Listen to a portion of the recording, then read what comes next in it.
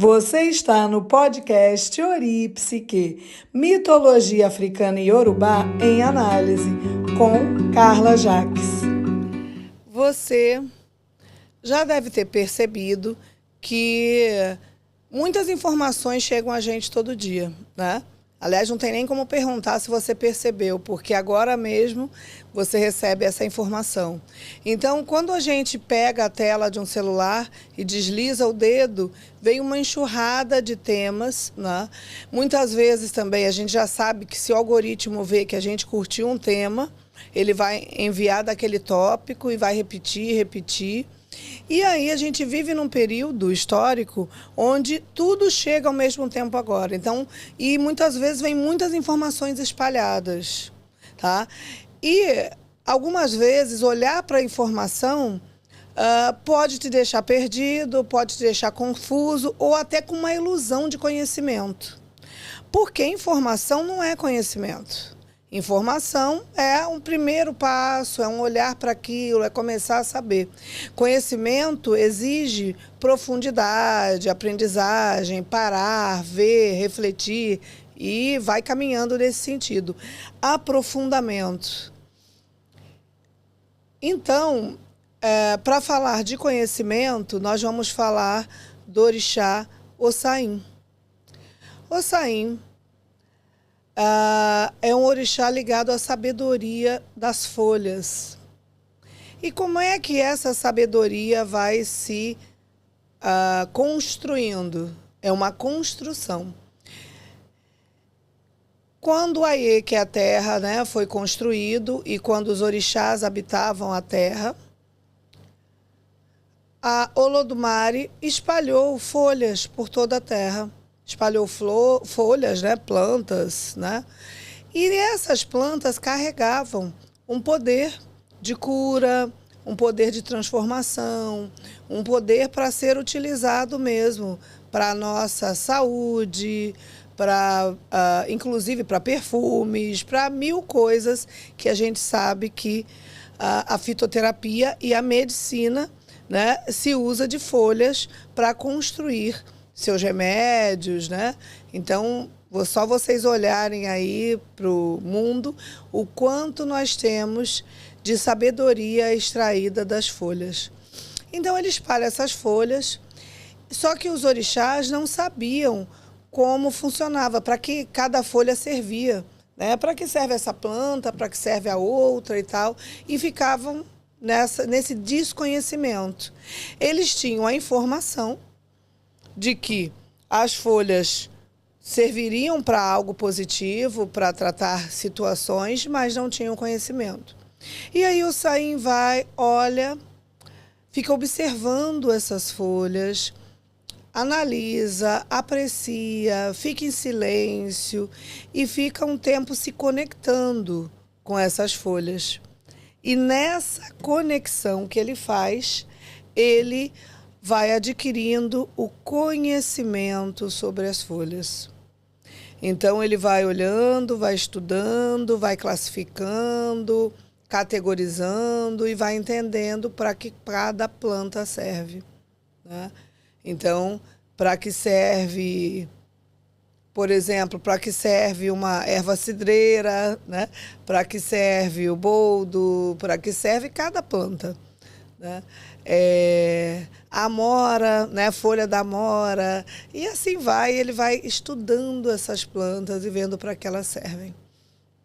Nesse processo de conhecimento, ele se torna o senhor das folhas e começa a guardar um mistério.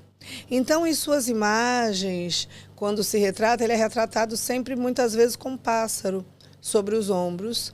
E esse pássaro significa a questão desse conhecimento, dessa magia, porque se nós olharmos o que é ciência hoje, antes era magia, não é?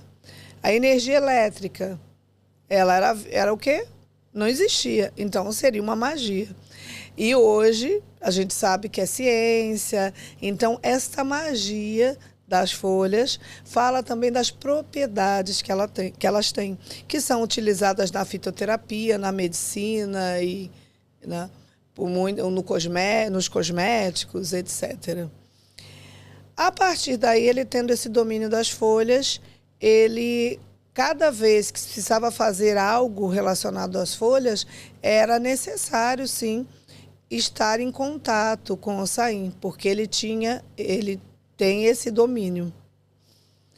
E aí, tem um Itã, né?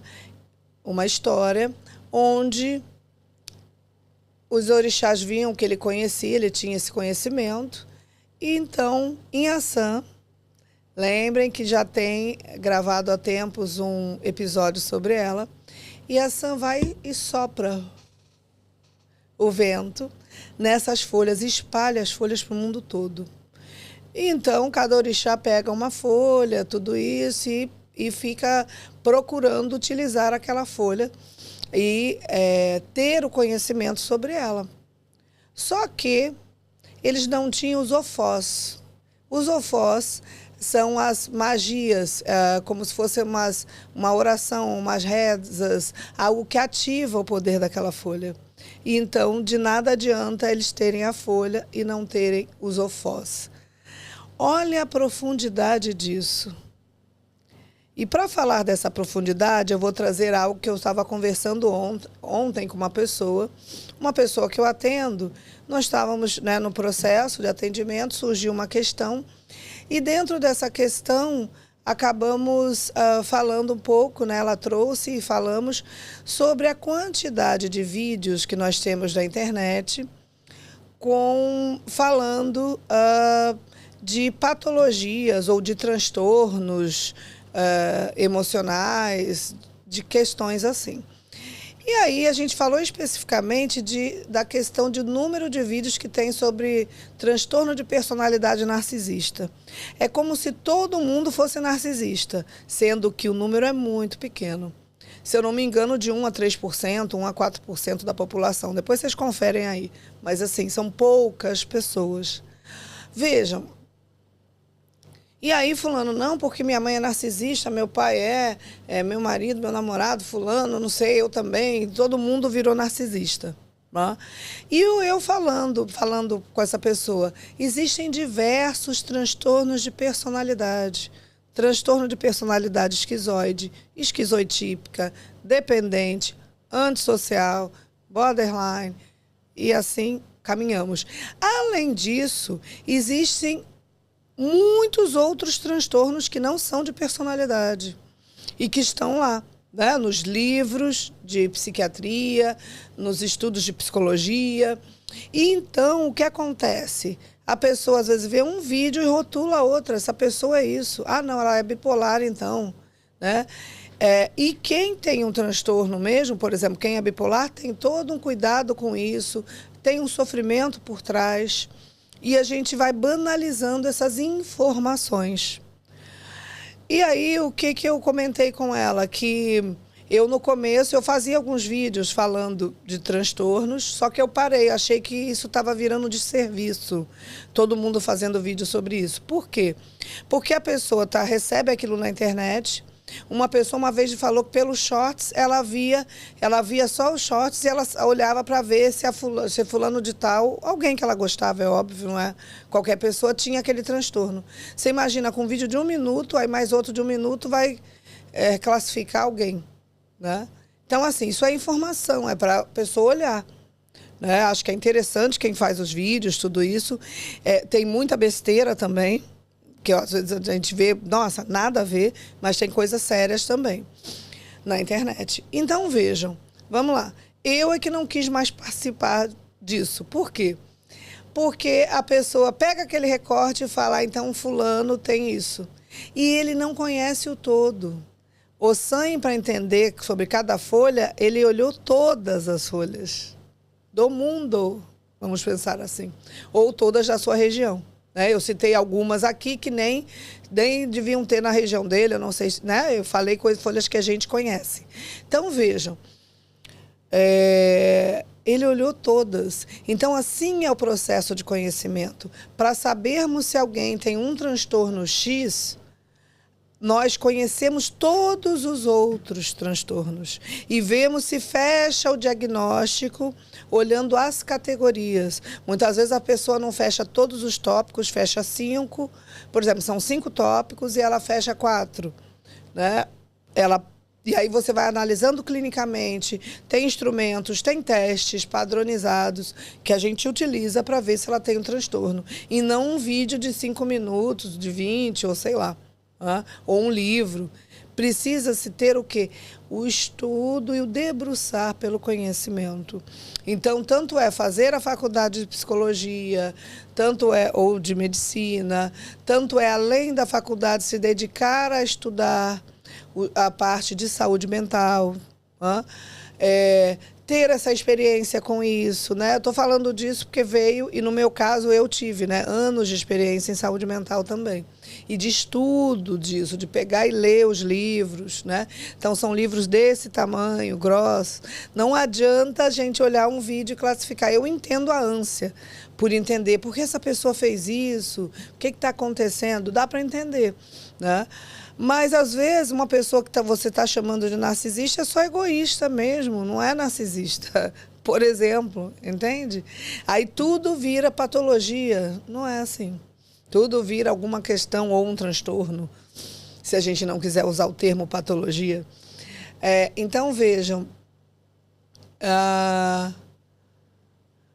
é importante o debruçar, o saborear, o olhar, o silenciar para adquirir conhecimento. Então, eu entendo que Hossain nos fala disso, da seriedade que é obter o conhecimento, não só olhar e falar, eu já domino isso. Qualquer área de estudo, né? A área que você estuda, me conta aqui, quanto tempo que você estudou ou quanto você dedica da sua vida na sua área de estudo ou de trabalho. É óbvio que você dedicou tempo, observação, tudo isso, para conseguir se aprofundar em algo, tá? Então, esse ponto eu acho que é bem interessante. Um outro ponto interessante é que Hossain também nos mostra a questão de que o conhecimento dessa magia, né, do que está por trás desses ofós, das folhas, tem a ver também com o inconsciente. Olhando por um outro prisma, ele precisou silenciar. Então é o senhor que fica é o senhor dessa mata que fica ali na mata olhando as folhas, mas, né, isolado, mas, né, não quer dizer um isolamento problemático, não quer dizer isso, mas quer dizer que muitas vezes você precisa se retirar da grande massa para o seu processo pessoal de crescimento.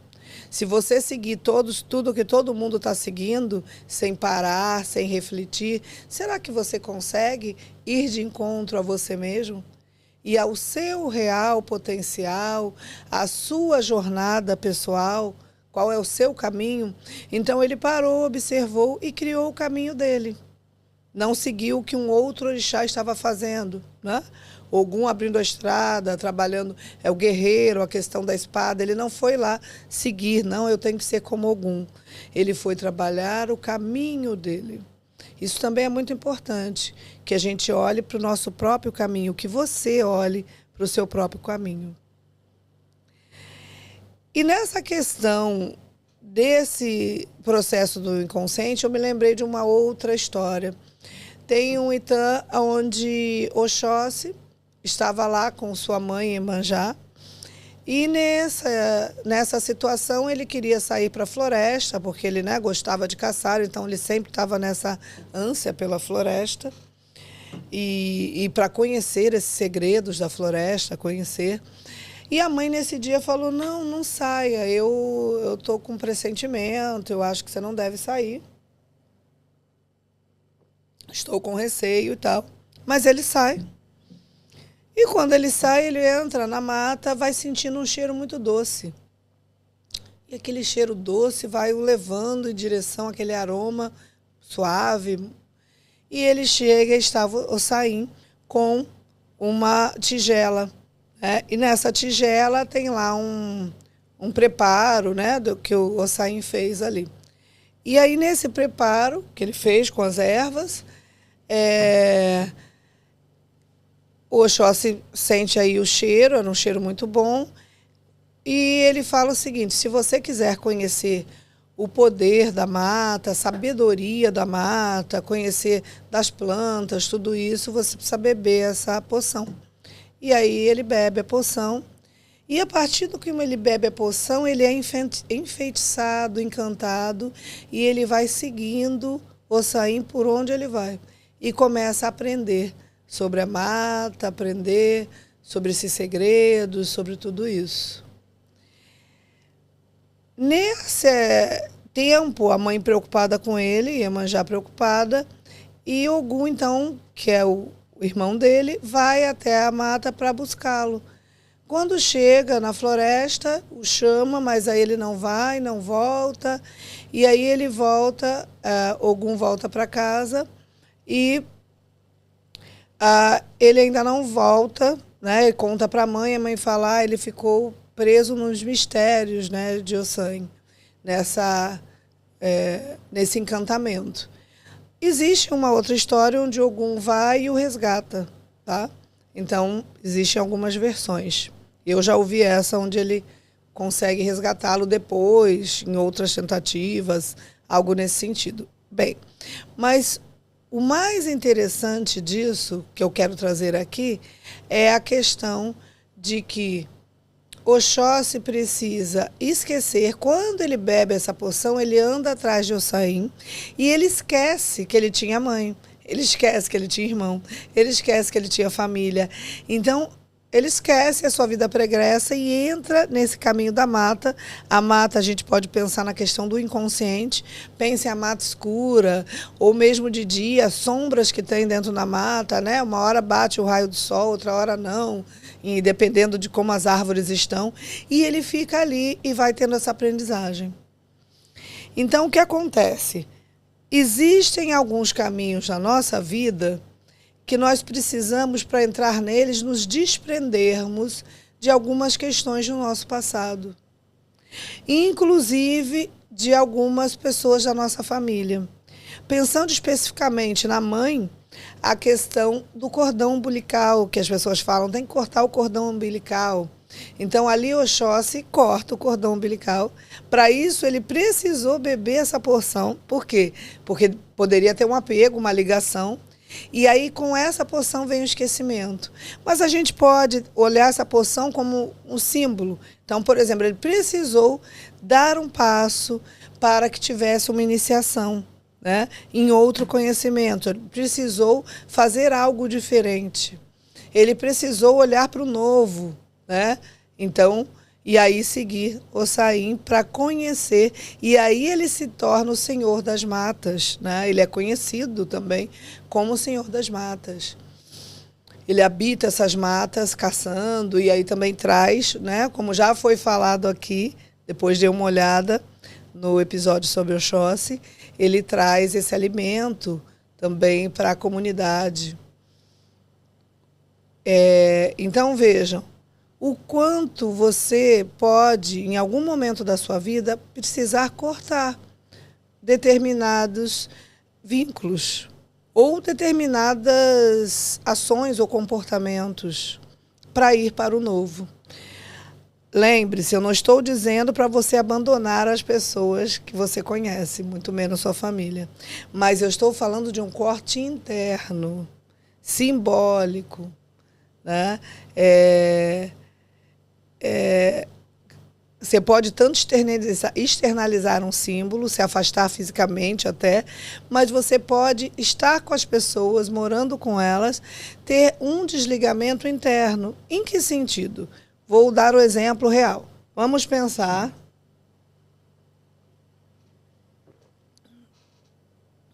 em alguém que quer seguir uma carreira e a família não gostaria que a pessoa seguisse a carreira. Acabei de me lembrar, por exemplo. Me lembro aqui de uma pessoa que, quando chegou para atendimento, ela estava muito desenvolvendo ansiedade. Essa pessoa era jovem, desenvolvendo sinais de ansiedade, estava tendo crise de ansiedade. E começou-se o processo. E essa pessoa, na época, trabalhava numa área, eu não vou dizer qual era a área, mas ela trabalhava numa área que era ligada assim à empresa e à classificação de coisas. Era uma jovem aprendiz nessa área e trabalhava ali. Só que essa pessoa, ela gostava de desenhar desde cedo e só falava disso, e quando falava disso, os olhos brilhavam. E desenhava muito bem, tinha essa habilidade e tal.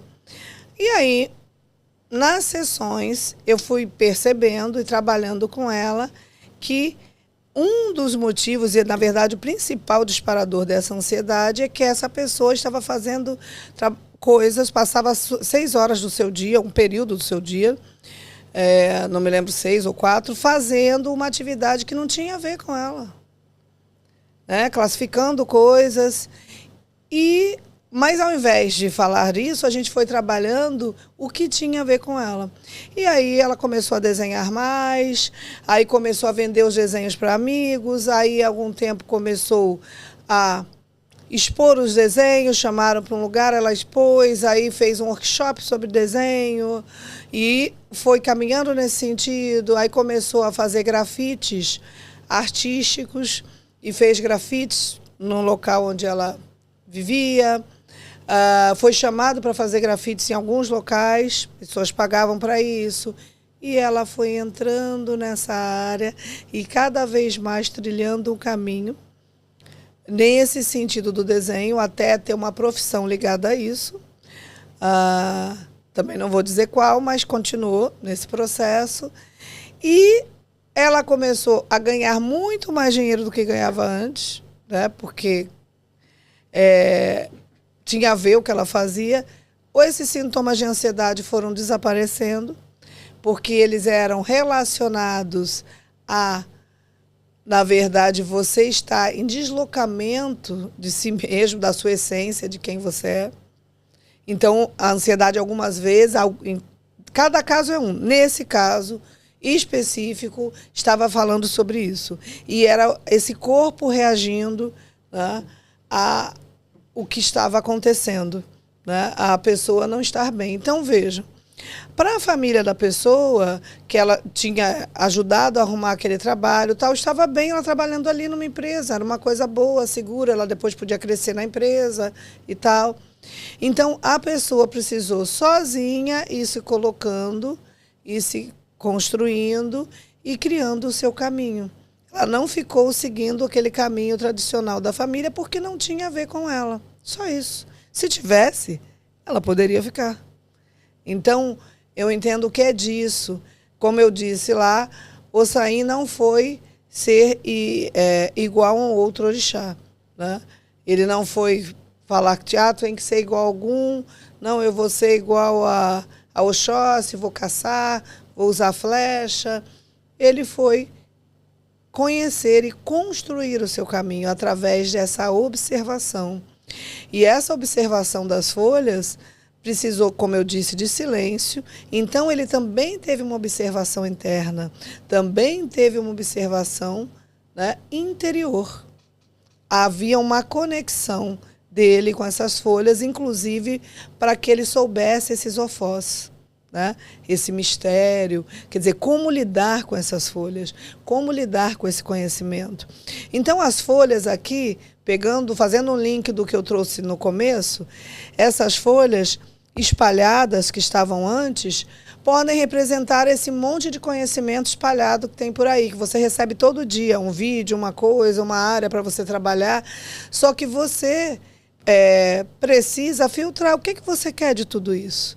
Algumas dessas coisas são distração, sim, beleza?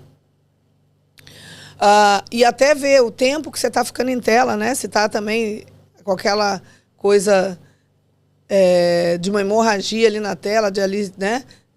Já não aguentando mais, mas está ali na tela, olhando sem parar. Isso também a gente tem que olhar. Até para ver a qualidade do nosso tempo. Então você precisa olhar isso, esse monte de informação e ver alguma dessas coisas eu quero conhecer. Tem milhares de coisas que eu possa fazer na vida. O que eu quero fazer? O que tem a ver comigo? Qual a minha história? Qual a minha jornada? Então, fechando, para mim o recado que ficou é esse recado da sabedoria e da capacidade de silenciar, de olhar para dentro, para se diferenciar do todo, para se diferenciar da massa ou da maioria e encontrar o seu próprio caminho, a sua sabedoria. Gente, comente, mande sugestões, comentem aí, mandem sugestões, curtam, compartilhem, tá? Espalhem, tirem dúvidas também e que sigamos em direção à nossa própria sabedoria.